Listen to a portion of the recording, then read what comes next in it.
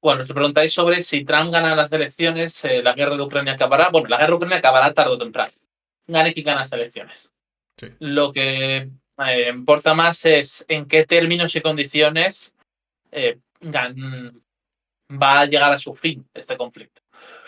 Si Estados Unidos retira plenamente el apoyo militar a Ucrania, dudas al respecto de hasta qué punto esto podría ser así. Con una victoria de Trump, vamos a suponer que este escenario.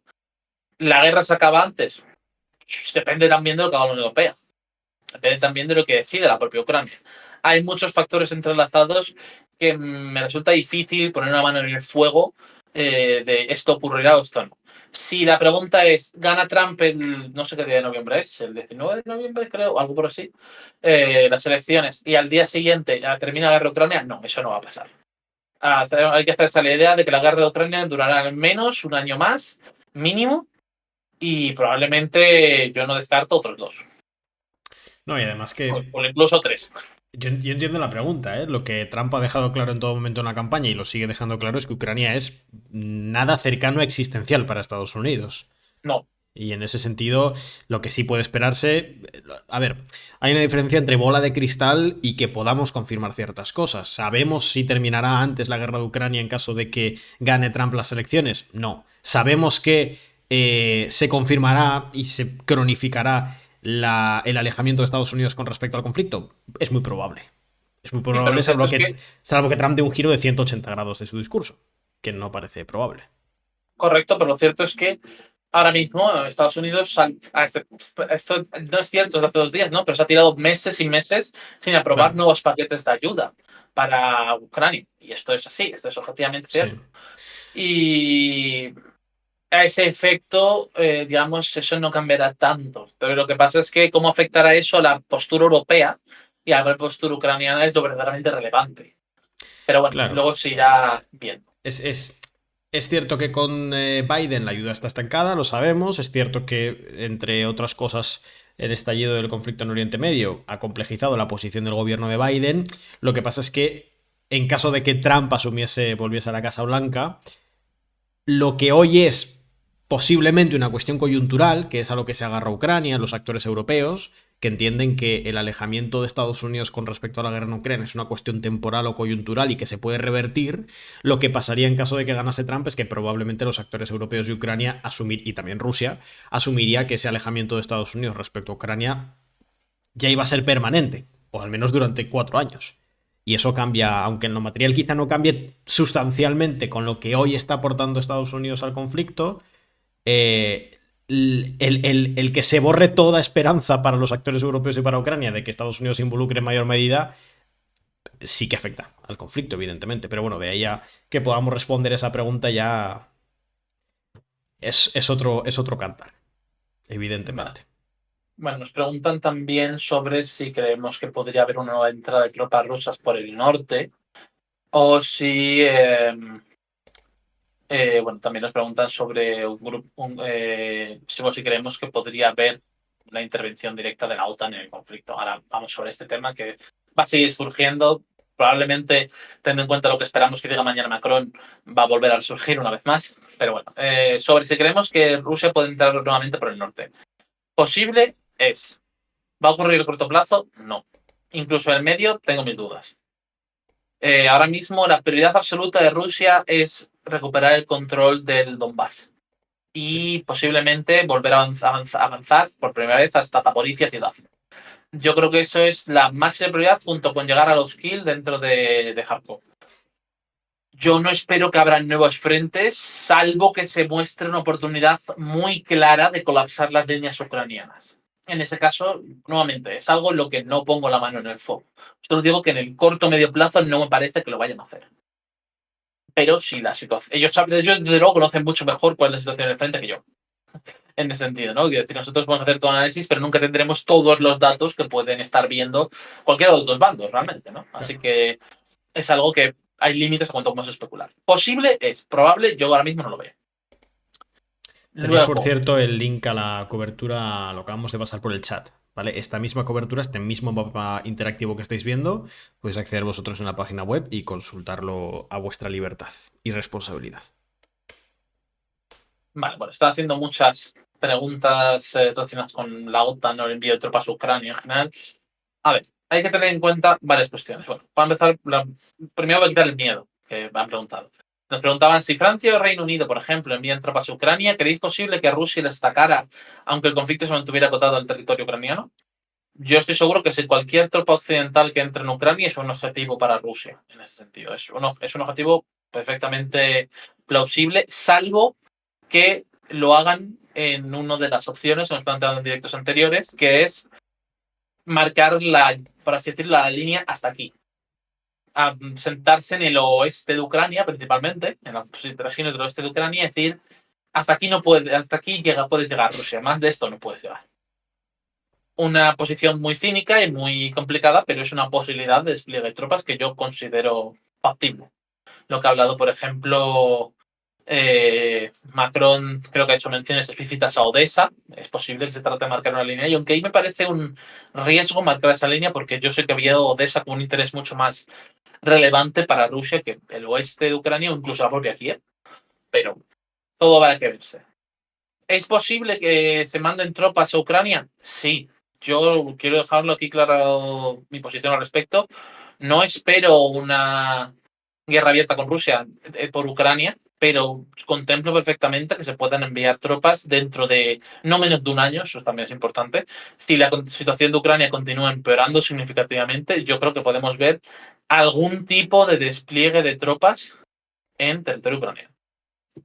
¿Con qué misión, en qué cantidad y muchas otras preguntas posibles? No me meto, porque creo que el abanico de posibilidades es enorme y me gustaría tratarlo aquí teniendo más compañeros del equipo que esté en seguimiento del tema ucraniano en general, para poder debatir y contrastar más opiniones que esa mía sola, ¿no? Pero yo creo que es algo factible. Más preguntas que nos hacéis. ¿Y en el lado ruso hay algún problema o límite de suministro? Si han tenido que comprar una gran cantidad de munición a Corea, ¿en qué momento habrá una bajada de capacidad rusa? Pues de hecho, la capacidad rusa está es en crecimiento claro. Hace creo que 3 días la CNN estaba publicando que ahora mismo Rusia tiene más capacidad de proyección que toda la Unión Europea y Estados Unidos juntos, en términos de municiones de artillería, tiene 3 veces más capacidad.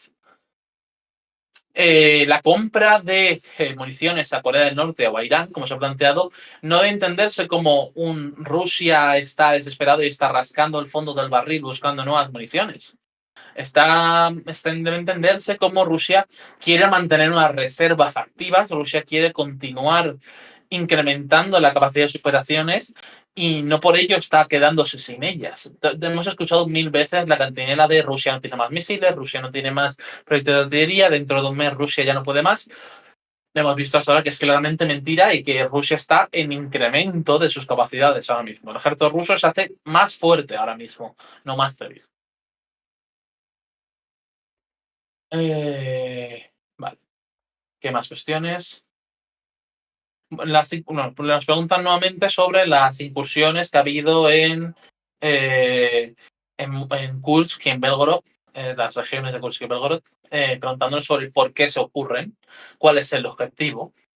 Lo primero, hay que entender que es una cuestión de un mensaje político, sobre todo. No es un intento, a pesar de lo que puedan decir los rusos, de que es un intento de capturar territorio para posteriormente hacer un intercambio o cuestiones por el estilo, yo desde luego no contemplo que se pueda leer en esos términos.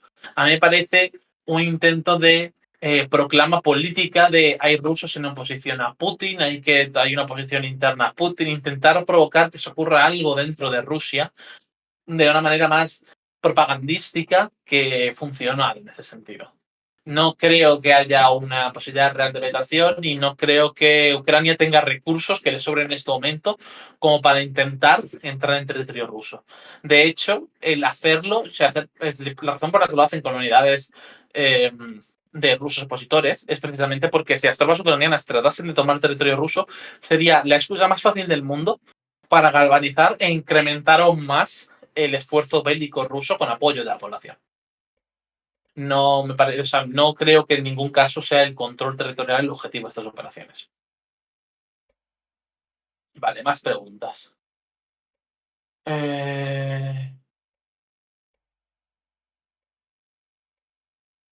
Bueno, se me pregunta mucho por qué no se abre otros frentes, Kharkov o más al norte, lo que sea. por mucho que Rusia está ahora mismo en una mejor situación de recursos que Ucrania, eso no significa tampoco que le sobren 100.000 soldados para desplegarlos y abriendo un frente en Kharkov o en cualquier otro sitio. Y además, un cambio drástico en las dinámicas del frente podría provocar cambios a nivel estratégico que podrían ser contraproducentes para Rusia. Si, por ejemplo, Rusia hiciese una ruptura brutal, por ejemplo, entrando entre Kharkov y Sumy y capturase una gran cantidad de territorio en la zona, eso podría, por ejemplo, alterar las dinámicas de voto en el Parlamento estadounidense y hacer que pase ese paquete de ayuda. A Rusia ahora mismo no le interesa hacer una ruptura drástica hasta que estemos muy cerca de verano, quizá otoño, incluso. Hasta entonces, cualquier cambio muy drástico, que no sea algo progresivo, que sea algo percentual, como está siendo hasta ahora, corre el riesgo de provocar un efecto mariposa que sea peligroso para el desarrollo, por así decirlo, del conflicto. Me parece que sobre todo es algo que tener en cuenta en ese sentido. Y por supuesto, también hay que tener en cuenta el hecho de que el frente va lento, pero no le va mal a Rusia en el momento actual. Seguimos viendo esos avances progresivos. Claramente Rusia está ganando más terreno del que consigue ganar Ucrania, que es prácticamente nada. Por lo tanto, yo creo que valorando esto, teniéndolo, digamos, en cuenta, no, pues no especularía. Pues esas son las razones por las que os decía antes que no creo que vaya a producirse ningún tipo de irrupción nueva en los próximos, a corto o medio plazo, vaya. Preguntan también ¿Qué por más? Odessa. Siempre No, sí, presente ese nos tema. preguntan siempre por Odessa. Sí. Odessa es súper importante y relevante para Rusia, pero en cualquier caso sería una fase de la guerra posterior a la que estamos ahora. Igual que decía antes lo de Kramatorsk y Slaviansk, digo lo mismo sobre Odessa. Hay muchas batallas que librar en un camino a Odessa. Sobre todo porque ahora una operación de desembarco en el Mar Negro es imposible, con el contradominio que hacen los ucranianos con el uso de drones intensivamente. Así que no es algo que esté en el menú ahora mismo, no es algo que le haya que pensar en Odessa en mucho tiempo. Más cuestiones. Mm. Nos preguntan sobre los chechenos, sobre las PMCs.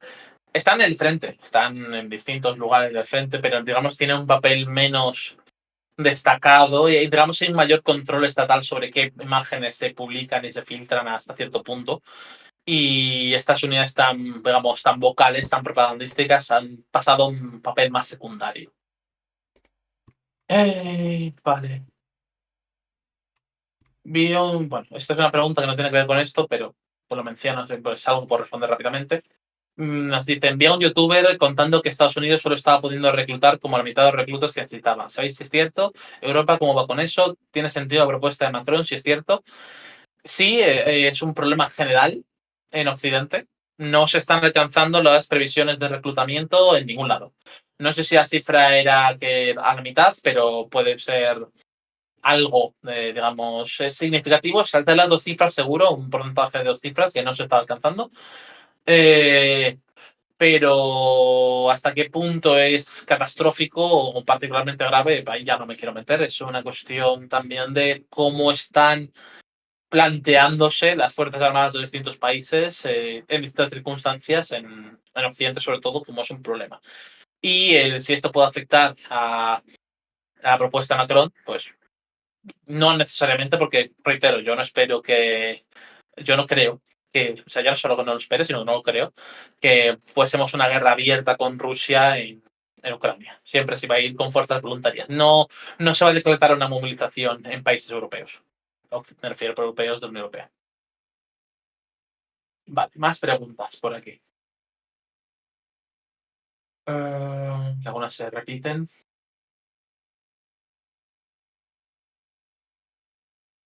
Pregunta es, ¿cabe si vemos posible el abandono o la caída de Bodian o de Bugledar? Perdona, ¿cuáles son? Repite pronto, por favor. Si vemos posible la caída o el abandono de Bodiane o de Bugledar. Oye, sí, perfectamente posible.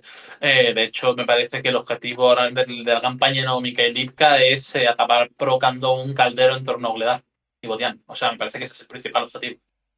Y por supuesto será quizá dentro de un mes, quizá algo más, estamos hablando sobre ese tema.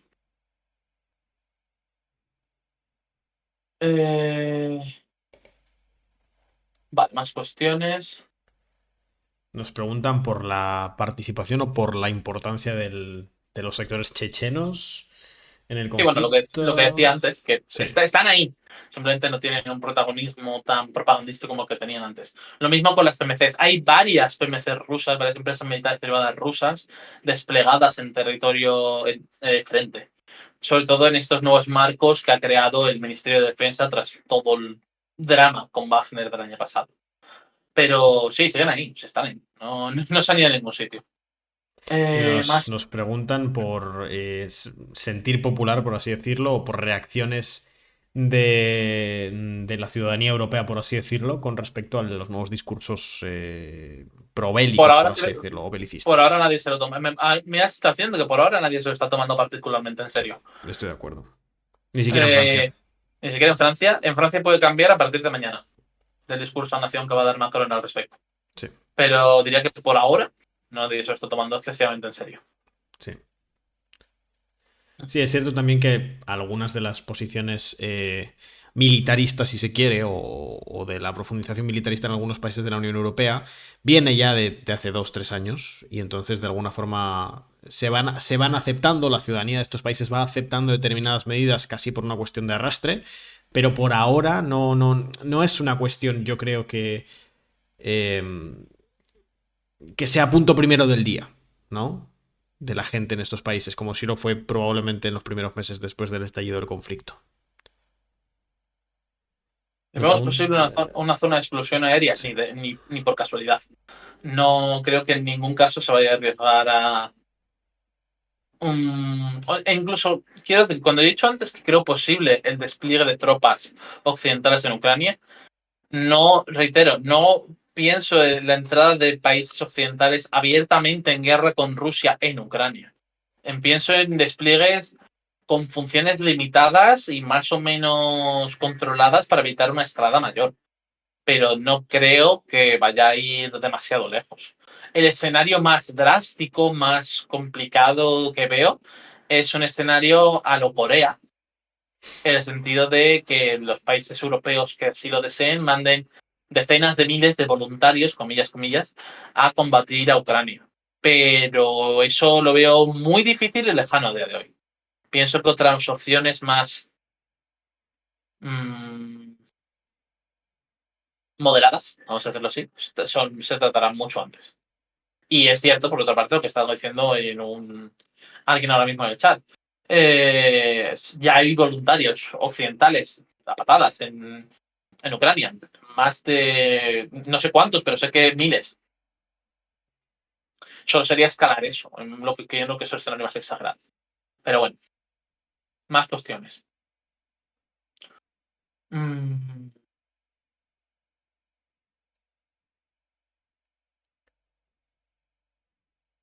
preguntan por el paquete económico europeo que se ha aprobado hoy, si tiene incluido alguna cuestión vinculada con armamento, por ejemplo. Y hoy no, también, se ha aprobado hoy un nuevo paquete, no he visto nada al yo tampoco respecto. lo había visto. Te lo he Pues pasado para ver yo, si... Pero bueno, nos dice también Juan Huertos que si hay alguna diferencia con respecto a la opinión si nos referimos a los militares europeos. Entiendo que se refiere más allá de la opinión de la ciudadanía que estaría pensando ahora mismo los dirigentes, bueno, el ejército, los comandantes, los generales. a ver, yo creo que hay un cierto consenso, lo que he visto, de que el riesgo de un conflicto en Europa es indudablemente mayor ahora que hace 5 años. Y que cada vez más comandantes están de acuerdo en que hace falta hacer mucho más si queremos que Ucrania no pierda la guerra. Pero más allá de esto, un consenso sobre qué medidas específicas tomar, más allá de hacer más, yo no creo que haya uno particularmente destacado. Más cuestiones. Eh, No, insisto, por mucho que estéis viendo reportes de quizá actividad de tropas en la frontera con Finlandia, no está pasando nada significativo. Si está habiendo algún tipo de movimiento de tropas, es parte de la reestructuración de los distintos militares rusos Rusia no va a abrir un conflicto con Finlandia de ningún modo mientras esté inmerso en Ucrania. Y después, tampoco, probablemente tampoco. ¿Vale? Quiero dejarlo claro en ese sentido. Porque no tendría sentido. O sea, está librando ya una guerra de alta intensidad en Ucrania. No hay razones, no hay motivos, no gana absolutamente nada abriendo otros frentes. Nada. Vale, más preguntas.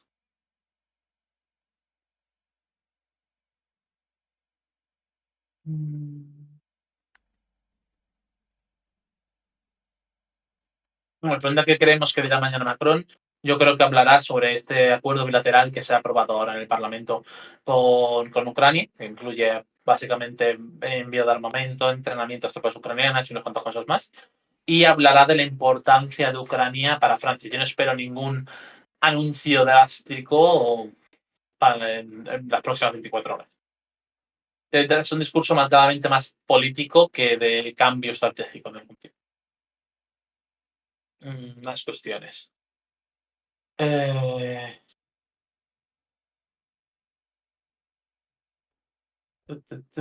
Estoy mirando el chat, ¿vale, chicos? Estoy intentando no repetirme también porque algunas preguntas se repiten mucho. Vale, bueno, os preguntáis si el hecho de que no se esté tomando en serio la subida de tono bélica, ¿acaso no es muy peligroso para evitar que esta escalada se va a producir de forma repentina? Evidentemente, el hecho de que la población general no esté tomándose en serio o no esté muy preocupada por esa escalada retórica, tiene sobre todo con el hecho que ver de, primero, se siente muy lejano. A pesar de las declaraciones grandilocuentes que hayan podido hacer distintos líderes en las últimas semanas y meses, se sigue sintiendo algo muy lejano. Eso puede cambiar, pero nuevamente yo no creo que vayamos ningún tipo de movimiento de sentido en un año. Sobre todo va a depender mucho de cuánto se continúe presionando Ucrania, cuán cerca esté Ucrania de una derrota más o menos plena. Así que yo no creo que en este momento sea algo que vaya a saltar, digamos, a la palestra tan claramente de forma inmediata. Cuando, también os lo digo, cuando nosotros lo vemos más claro que es algo en corto plazo, ya os lo traeremos aquí porque ya sabéis, de Ucrania hablamos mínimo 2 veces a la semana. Así que tranquilos que os enteraréis. Si ahí vemos indicios más claros en ese sentido. Y bueno, ¿veis posible una traición a Ucrania por parte de los actuales aliados? Bueno, depende de cómo sea traición, ¿no? Si Estados Unidos gana Trump, lo estamos mencionando antes, es posible que ya no haya ninguna posibilidad de nuevas ayudas a Ucrania. Eso puede considerarse una traición, quizá. Quizá no. Sí, quizá no. Vamos a dejarlo en el aire. Vale, una pregunta que no he tratado antes, pero siempre es interesante. Rusia lleva mucho tiempo acumulando tropas en torno a Kupiansk. ¿Veis posible una ofensiva en esa zona o creéis que es más probable que un poco otro frente? Tenemos un debate interno en el grupo de trabajo habitual de Ucrania de cifras sobre si lo de Kupiansk es verdaderamente un objetivo eh, inmediato para Rusia o es maskirovka, es un engaño. O intento de hacer que los ucranianos sigan concentrando tropas allí y las sigan desgastando a base de artillería y aviación. Y realmente se busca atacar en otro punto del frente. Yo tengo mis dudas. Tengo mis dudas. Luego, más preguntas. ¿Estados Unidos le conviene que la guerra dure más tiempo? ¿También le conviene que Europa deje de competir geopolíticamente? Yo creo que hace tiempo que pasamos el punto en el cual a Estados Unidos le interesa particularmente que este conflicto siga. Cuanto antes termine, menos problemático será para ellos ahora mismo. Más preguntas que hacéis, como bien dice alguien, no paráis. Se hace lo que se puede. Que es no parar. Es no, sí, que es no parar, básicamente. Básicamente, si pudiéramos, pararíamos. Sí, Pero pero no, bueno, no nos deja el como, mundo. como dentro de unos minutos ya toco sustitución, pues no, ya no paramos. Eso te iba a decir. Eh, Acordaos que ahora en unos minutitos llega José y pasamos al bloque latinoamericano, ¿eh? No os sí, vayáis. Vamos con vale. alguna última preguntita por aquí. Cuestiones así muy rápidamente. Efectos sobre Moldavia o efectos que podrían tener las elecciones en Moldavia en la guerra. Evidentemente, Moldavia es uno de los países que está más directamente impactado, es un vecino directo, tiene el coste de Transnistria, es muy relevante que, bueno, sea muy, digamos, clave para los comicios que se vienen. Pero hasta qué punto, en qué efecto, sinceramente no estoy siguiendo las encuestas en Moldavia, no he estado haciendo un trabajo en ese sentido, así que prefiero no decir nada particularmente significativo al respecto porque no me gusta hablar de lo que no sé, vaya. ¿Cuán catastrófica sería la derrota de Ucrania para el mundo occidental según lo conocemos hoy por hoy? Una pregunta un tanto minosa como está planteada, ¿no? Sí. Mi respuesta es depende. Depende de qué derrota, porque hay muchas derrotas, hay muchas posibles derrotas. Una derrota podría ser con que se queden las fronteras como están ahora mismo. Eso sería una derrota. Pero una derrota muy diferente es que Rusia se anexionase medio Ucrania. Y otra muy diferente es que fuese toda Ucrania. Cada cual tendría unas consecuencias distintas y más o menos drásticas para Occidente. Sobre cuáles es que depende de demasiados factores como para poderme meter verdaderamente a fondo en esta cuestión. Os prometo que el día que acabe la guerra de Ucrania vais a tenernos aquí contándoos un largo y tendido análisis de las consecuencias que tenemos que tener esa fin del conflicto, sea el que sea. Bueno, la pregunta sobre las maniobras China, Rusia e Irán no son nada novedoso. Para empezar, llevan ocurriendo un montón de años las maniobras navales. Y si con esto está abandonando Armenia a su suerte y apuesta todo a Azerbaiyán. Yo no creo que una cosa esté relacionada con las otras. Las maniobras navales y el complejo juego de alianzas del Cáucaso no son dos cuestiones directamente relacionadas. ¿Cómo está yendo la movilización en Ucrania? No muy bien. Es la respuesta más sincera que he visto yo en base a leer los medios ucranianos y ver cómo avanza la cuestión en ese sentido. La movilización es un proceso muy complicado, muy políticamente sensible y que en general les da muchos quebraderos de cabeza al gobierno ucraniano. A ver, y ya vamos a ir acabando, porque creo que además veo que tenemos a José ya en la sala de espera. Sí. Eh, Pues ya le voy a avisar. sí. ¿Qué más preguntas? He visto si alguna. Vale, sí, ya está por aquí. Vamos con una última, si quieres, Jorge. Vale, pues vamos con una última, a ver si encuentro alguna que no hayamos respondido ya. Mm, Bueno, venga, simplemente porque es la última grande que ha salido. ¿Creéis realmente que Macron podría llevar tropas en el escenario que plantea Ucrania o es solo retórica de guerra? Sí, yo creo que lo he dicho antes, lo reitero ahora, de una manera limitada. Yo creo que perfectamente dentro de un año vamos a ver tropas de países europeos en territorio ucraniano. Reitero, no para liberar una guerra abierta, por así decirlo, no metiéndose en el bando ucraniano en el marco de la guerra de manera directa, pero algún tipo de despliegue limitado con unas funciones específicas lo veo perfectamente posible. Y cuál es exactamente, pues depende de un montón de debates y de un montón de factores que sinceramente no merece la pena que os desgrane aquí ahora, porque como digo, sí, con otros más compañeros me gustaría plantear más ampliamente todo ese abanico de opciones, pero pues, cuando se acerque más en el tiempo lo haremos en detalle, no os preocupéis. España en particular lo veo, por darle la coletilla a la pregunta realmente, ¿no? España en particular yo lo veo poco probable, lo veo bastante poco probable. Pero otros países europeos, sí, sí que lo veo bastante plausible. Sobre todo a Polonia, a Francia posiblemente, a unos cuantos más de los países del este, sí que lo veo bastante creíble. Y luego por último comentario a ese respecto, la coletilla de la coletilla, ya hay soldados europeos y estadounidenses y de otros países en territorio ucraniano, es cierto. Están en calidad de voluntarios en el país y llevan ahí desde el conflicto. No ha cambiado esa dinámica en ningún momento. Miles de voluntarios. ¿Hasta qué punto esto... Y bueno, aparte de esos reportes de que probablemente hay también algunos en categoría de asesoramiento y de apoyo para el uso de ciertos sistemas de armamento Y para controlar que no se usen en escenarios que no interesen a los países proveedores, también hay. Pero hablamos de algo distinto, un despliegue más significativo que este.